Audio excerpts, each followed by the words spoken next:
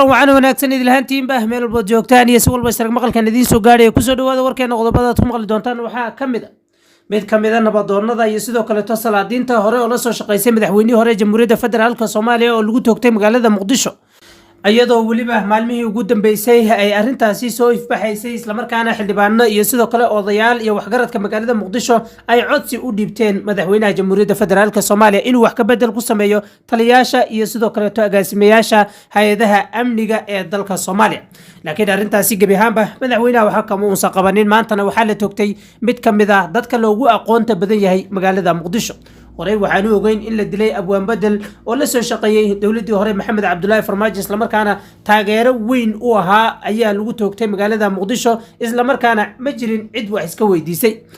dhanka kale khilaaf ka dhashay guddigii amniga ee shalay shirka ku yeeshay madaxtooyada oo laga reebay Cumar Filish oo ah gudoomiyaha gobolka Banaadir ayaa iyadana khilaaf weyn u haatan ka soo baxaya iyadoo waliba ay u muuqato in Cumar Filish gudoomiyaha gobolka Banaadir gabi ahaanba xilka laga qaadi rabo oo uu raaci doono maamul goboleedyada uu sida weyn ugu dhacsan yahay madaxweynaha jamhuuriyadda federaalka Soomaaliya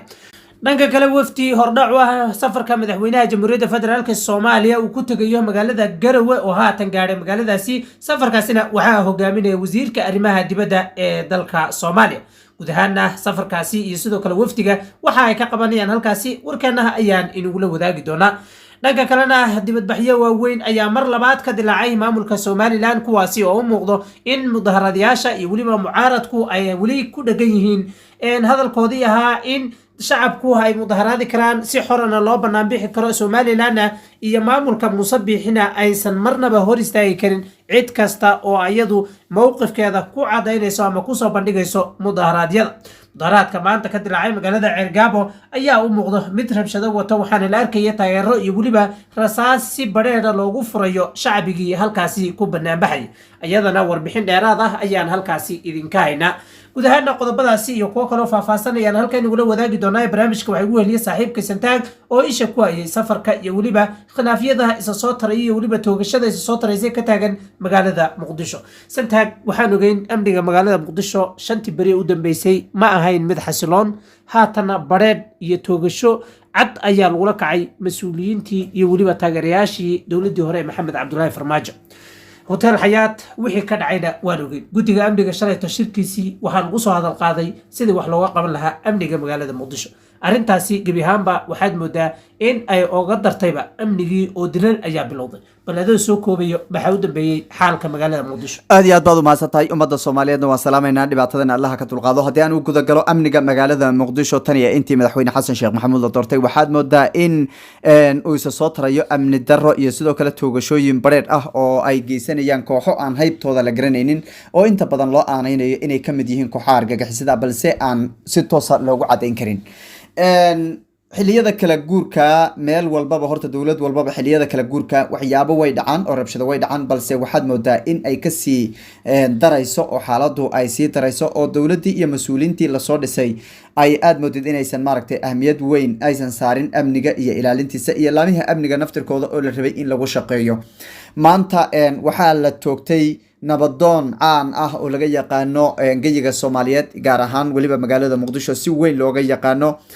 si bareera ay kooxaasi waxa la sheegay inay u toogteen suuqa Bakaaraha iyana lagu toogtay arintaasi oo dad aad u tiro badan ay ka falceliyeen maalmihii ugu dambeeyayba waxay dadku soo bandhigayeen wacanow amni darro laga qabo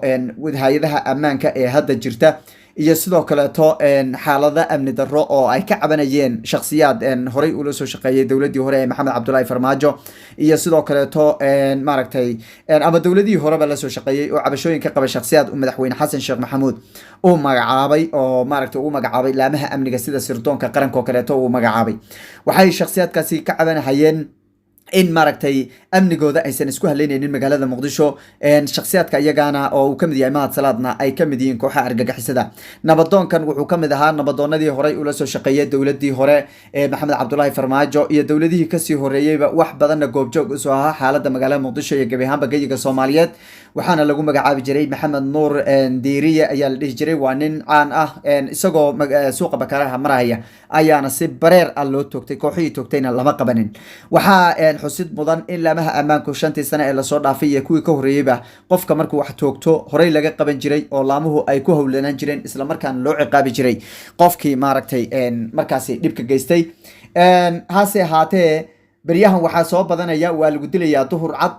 qoladiina waa way sii socdaan wax ka qabanayaan malaha waa midda la yaab kale ee shacabka Soomaaliyeed ay sida weyn isku weydiinayaan waxaa sidoo kale shacabka Soomaaliyeed qalbigooda si weyn uga guuxayay oo laga soo kaban la'aa dhibaatadii hotel Xayaat ka dhacday mas'uuliyiinta lagu laayay shacabka lagu laayay qurbo joogta lagu laayay dadka inta dagtay Soomaaliyeed dawladna intooda badan aan u shaqaynaynin meesha lagu gumaaday ee lagu laayay ayaa qalbigooda ka sii guuxaysay dhaawaca maanta Muqdisho yaala ee tirabeelka si loo dhayo oo loo daaweeyo laleeyahay ayaa qalbigooda Soomaalida ka guuxaya marka waxaa la rabay kooxahan ku dhufo ka dhaqaaqda ee toogashooyinka bareerka geysanaya ee harka cad geysanaya hata habeen aan ahayn oo guri loo soo dhacay aaban ahayn duhur cad dadka tooganaya in ay laamaha ammaanka iyo cid walba oo qusaysaba ay wax ka qabtaan ay ahayd balse taasi ma dhicin oo waxaa taagan isqaqabsi iyo hebel xilka ka tuur sidii looga eryi lahaa ayaa taagan maanta magaalada Muqdisho waxaa ka taagan khilaaf siyaasadeed oo xoogan oo cara sidii dabageed oo kale uu sheego kale uu yiri aniga ninka doonaya to yimaado xog hayga cayriyo taasoo kale ayaa horta maanta magaalada Muqdisho ka taagan Cumar Finish shalayto waxaa loo diiday golihii amniga ama guddiga amniga qaran isaga uu koow ka ahaa 5 sano la soo dhaafay uu koow ka ahaa ayaa la yidhi adiga ma gali kartid gudoomiyaha tahay xagga u bax guddiga qaranka ma gali kartid baa la yidhi micnaheedu waxa weeye adiga dambiila tahay waa laga saaray waa gudoomiyihii gobolka Banaadir isaga dhibaatada xooganna meesha ay ka dhacayso waa gobolka Banaadir oo ugu daran marka dhinac baa loo saaray waxaa midaas meeshaas iyadana ka muuqata marka Cumar Finish in uu saaran yahay miiska kawaanka oo la rabo in xilka laga eriyo cidii lagu bedel lahaana ay diyaarsan tahay taasi ayaa iyadana khilaaf weyn u ka dhashay oo iyadana meesha taagan marka gabi ahaanba dawladan hadda la soo dhisay xukuumadan cusub ee Ra'iisul Wasaare Xamse uu hogaaminayo ergadan la magacaabay taliyaashan la magacaabay waa mid ayada dhanba waxa weeye tareenkii Xasan Sheekh Maxamuud uu dhahay ugu buuxaadi la rabo in lagu bedelo raggii horey u soo shaqeynayo dhan oo khadaqada laga cuno taasi ayaana qayb ka sii noqonaysa amni darrada ka taagan magaalada Muqdisho iyo gabi ahaanba dalka Soomaaliya ma ahana qaab nabad lagaga dhigi karo qaabka hadda madaxweyne Xasan Sheekh uu maaragtay uu maareynayo waxay ahayd raggii horey uga soo shaqeeyay way halgabeen ummadda Soomaaliya inta karaamkooda way dadaaleen way soo shaqeeyeen in aan la tusin in xilka laga qaadayo oo lagu shaqeeyo ayaga naftirkooda oo lagu la xisaabtamo oo cidii marka mas'uuliyadeeda ka sii bixi weyda lala xisaabtamo la yiraahdo mas'uuliyaddan waad ka soo bixi weyday qaraxyada ee magaalada ku soo batay dhibaatada ayaa ku soo badatay waxa wad qaban weyday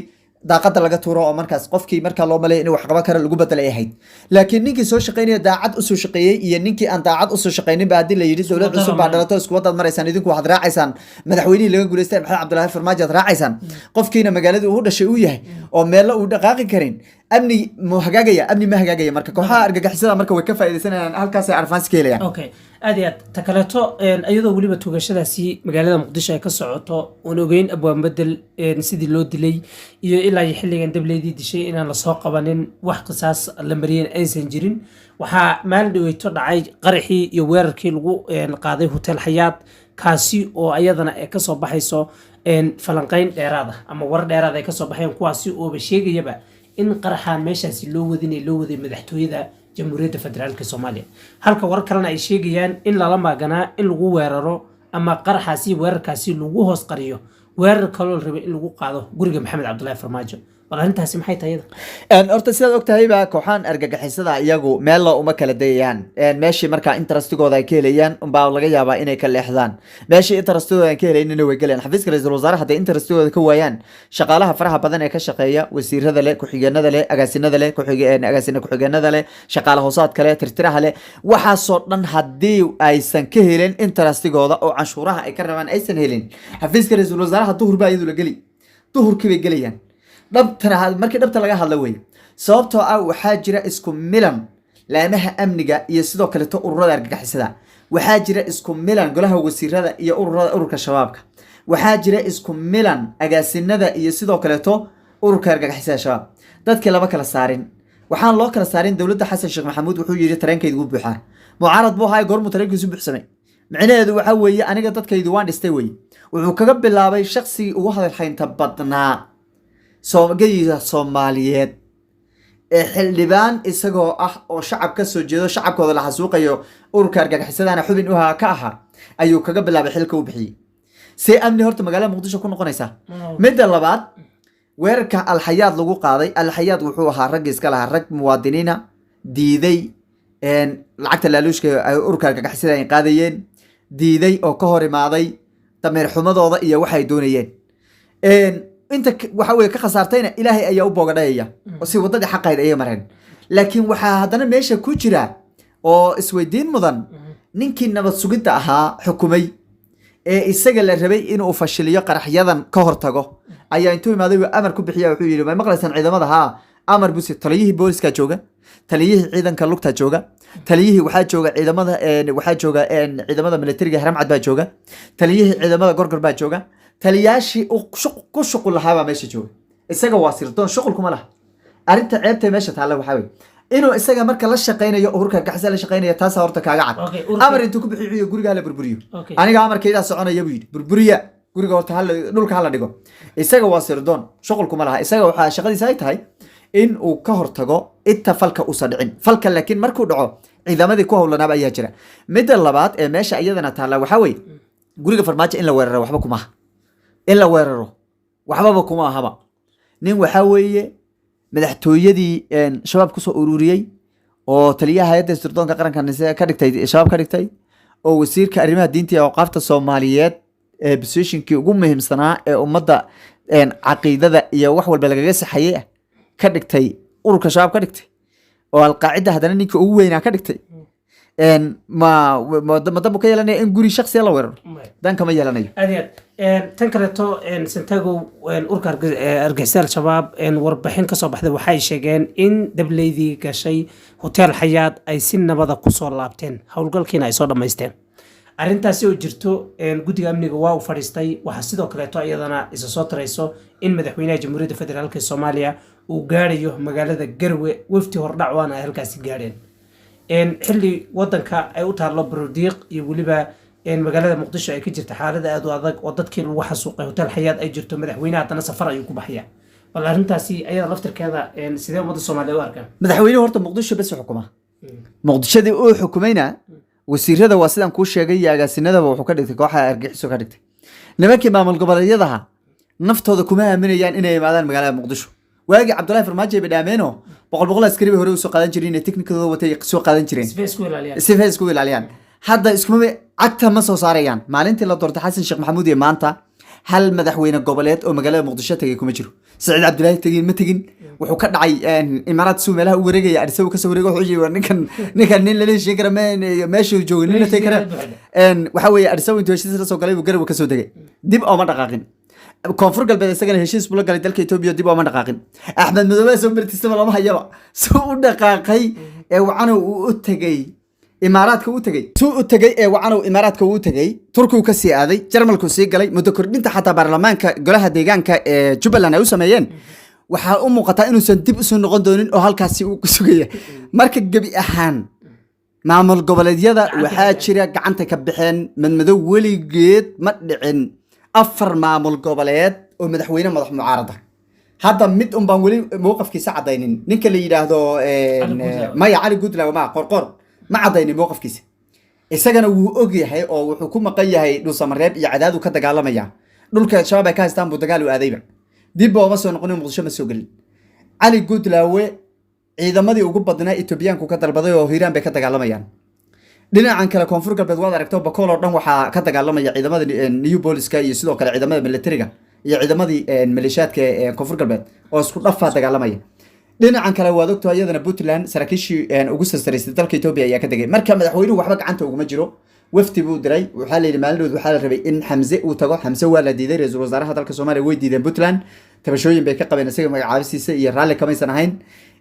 taasina waa arrin gaara middan kale Hiiraan baa marka loo wajahay ra'iisul wasaaraha inuu asagu aado maadaama cali gudlaaw uu la soo hadlo xaaladda halkaas uu kurgalo madaxweynahan waxaa la yidhi adigu aadani maadaama isku ficnaydeen ninka kula tartamayeen uu ahaa aanad ka guulaysata xanaaqna uu jiro u tago waxaa la yidhi aad tiibaa marka madaxweynaha wafdi buu iska horreysiyey oo wasiirka arrimaha dibadda uu ka mid yahay uu hogaaminayo waxaa la rabaa goobtii madaxweynaha lagu aamini lahaa naftiisa uu geyn lahaa oo tegi lahaa iyo mas-uuliyiintan in laga dhaadhiciyo in uu imaado madaxweynuhu uu imaado oo bal la wada hadlo oo tabashooyinka la qabo la isku sheego marka una malayn maayo Saciid Cabdullaahi Deni in uu maaragtay mowqafkiisa iyo sidoo kale tabashooyinkan uu qabal xalinayo u malayn maayo sababtoo Saciid Cabdullaahi Deni amni darrada magaalada Muqdisho marka laga reebo wuxuu isagu ka biyadiisan yahay ra'iisul wasaare rabay ra'iisul wasaarihina muusan helin oo niman ogaadeen la dhaalisiiyay taasuna ka biyadiisan tahay oo raalli ka muusan hayn midda labaad wasiirka arrimaha dibadda ee hadda la magacaabay iyadana raalli ka muusan hayn oo nin Jamaal yiraahdo asoo watay oo saaxiibkiya ayuu rabay meesha inuu geysto uu ka dhigo wasiirka arrimaha dibadda uu ka dhigo gabi ahaanba marka la galama tashanin dhinaca kale meesha taala iyadana waxa weeyo laga biyadiiday in madaxweynuhu saad uu soo galayba dekada badan oo BB Wall lacag kaga qaato uu ku wareejiyay oo maamul goboleed kala tashanin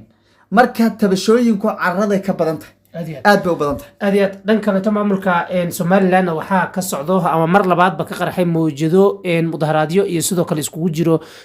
rabshado kuwaasi oo shacbiga ay wadaan Santiago waxaan ogeyn mudaharaadyadii hore in ay dad badan ku dhinteen oo gaariya in ka badan 10 haatan magaalada Ceergaabo gabi ahaanba waxay la circiraysaa rabshado iyo sidoo kale hataa waxaa la arkayay risaasta nool oo dadka lagu furayo horta waxaan Somaliland waxa ka jira wax la saadaalin kara maaha waxaana leeyay labo aydinka ku heshiisay bisaylka kuma iskuguma imaato meesha waxa yaala waxa weey wixii lagu heshiiyay baa la diiday wixii lagu heshiiyay ee ahaa in 5 sano doorasho ay dhacdo doorasho ogol ay dhacdo wax la wadaago talooyin la wadaago gudiga doorashooyinka loo sinaado komishanka doorashooyinka uu aado mid madax banaan oo labada dhinacba u siman wixii oo dhanba waxa weeye korneylkan la soo shaqeeyay dawladii Maxamed Siyaad Barre uu ku tuntay gabigoodaba wuxuu sameeyay cid hadli karta malaha cid wax kale ka sheegi karta malaha khaniis haduu imaado iyo haduu imaado ninka baadiriga ugu weyn isaga ayaa qaabilahaya ninkan u sacabatumayna yuusan hadlin buu yiri ha loo sacabatumayo wariyaal baa xabsiga iskaga jira qofkii juu dhahaba xabsiga la gelinaya culima xiran iyadana qaar baa carray oo waad ogeyd baa u galay baa urur argagixisada u galay jiri naftanadan ku aamini weynay magaalooyinka Somaliland oo ogeydeen oo maqraati laga ahaa marka waxa weeye raashin la wada karsaday oo bisayl ah ayaa wuxuu yiri ninkan kaligay baa cunahay